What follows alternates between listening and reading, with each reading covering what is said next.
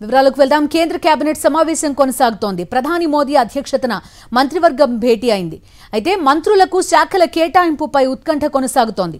Senior మంత్రులను అదే శాఖల్లో కొనసాగించే అవకాశం ఉండగా కేబినెట్లో చేరిన 6 మాజీ సీఎంలకు కీలక శాఖలు అప్పగించే యోచనలో ఉన్నట్టుగా తెలుస్తోంది. ఎన్డీఏ భాగస్వామ్య పార్టీలు సైతం తమ ప్రయోజనాల దృష్ట్యా శాఖల్ని డిమాండ్ చేశాయి. జేడీఎస్ కుమారస్వామి వ్యవసాయ శాఖ కోరుతున్నారు. ఇటు ఏపీకి ఉపయోగపడే శాఖలు కోరతామంటోంది టీడీపీ. గతంలో పౌర విమానయాన శాఖను టీడీపీకి కేటాయించారు మోదీ. భాగస్వామ్య పక్షాలు ఆశిస్తున్న శాఖలను పరిశీలిస్తున్నారు. కేబినెట్లో 6 మాజీ ముఖ్యమంత్రులున్నారు.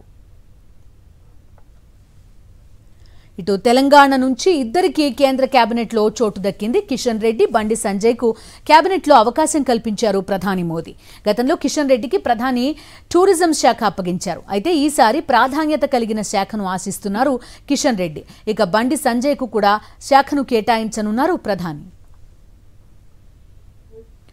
కేబినెట్ సమావేశంలో పార్లమెంట్ సమావేశాల తేదీ ఖరారు చేసే అవకాశం ఉంది.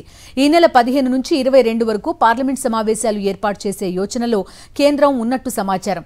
ఈ నెల 15 నుంచి 3 రోజుల పాటు ఎంపీల ప్రమాణ స్వీకారం ఉండే అవకాశం ఉంది. ఆ తర్వాత స్పీకర్ ఎన్నిక జరగనుంది. అనంతరం ఈ నెల 22న పార్లమెంట్ ఉభయ సభలను ఉద్దేశించి రాష్ట్రపతి ప్రసంగించనున్నారు. మా కరెస్పాండెంట్ వెంకటేష్ ఢిల్లీ నుంచి పూర్తి వివరాలు అందించడానికి రెడీగా ఉన్నారు. వెంకటేష్, చెప్పండి. కేబినెట్ భేటీ ఇంకా కొనసాగుతున్నట్టుగా తెలుస్తోంది.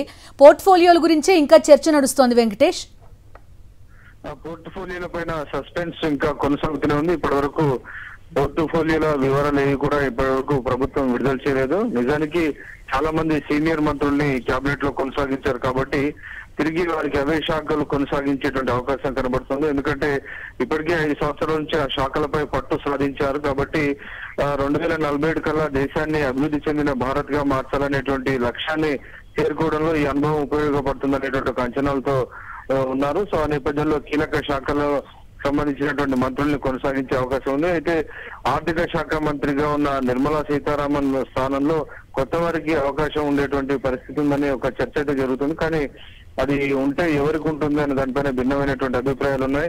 అలాగే చాలా మంది సుమారు 6 మంది మాజీ ముఖ్యమంత్రులు ఉన్నారు. సో 6గురికి సంబంధించినటువంటి మాజీ ముఖ్యమంత్రుల నేపథ్యంలో వారికి ఉన్నటువంటి అపారమైన అనుభవాన్ని ఉపయోగించుకునే విధంగా వారికి తగిన శాఖలు కేటాయించేటువంటి అవకాశం ఉంది. సో ఆ దిశగా కూడా ఈ మంత్రివర్గంలో కసరత్తు చేసేటువంటి అవకాశం కనబడుతుంది. సో ఏ శాఖల కేటాయింపుకు సంబంధించి ఈ సమావేశం ముగిసిన వెంటనే అన్ని వివరాలు బయటకు వచ్చేటువంటి అవకాశం కనబడుతుంది.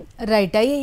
వెంకటేష్, ఎవరు తీసుకున్నప్పటికీ కూడా ఏదో రాష్ట్ర స్థాయిలో చాలా ఇంపార్టెంట్ లీడర్ అయి ఉన్నారు, లేకపోతే కేంద్రంలో గతంలో కీలకమైన శాఖను నిర్వర్తించిన వాళ్లే ప్రస్తుతం ప్రమాణ స్వీకారం చేసిన వాళ్ళ అందరిలో కూడా కనిపిస్తున్నారు. సో కొంత శాఖల కేటాయింపు అనేది కొంత టఫ్ గానే ఉండే అవకాశం కనిపిస్తోంది. At the same time Nitin Gadkari లాంటి వాళ్ళు కొన్ని శాఖలని అసలు వాళ్ళని శాఖ నుంచి విడదీసి చూడలేని పరిస్థితి కూడా ఉంటుంది.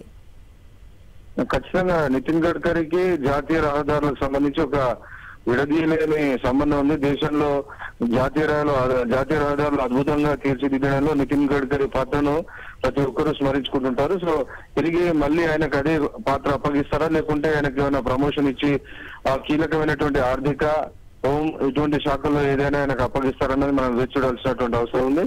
సో అలాగే ఇటు భాగస్వామ్య పక్షాలకు సంబంధించి కూడా చాలా కీలక శాఖలు వాళ్ళు కూడా కోరుకుంటున్నారు.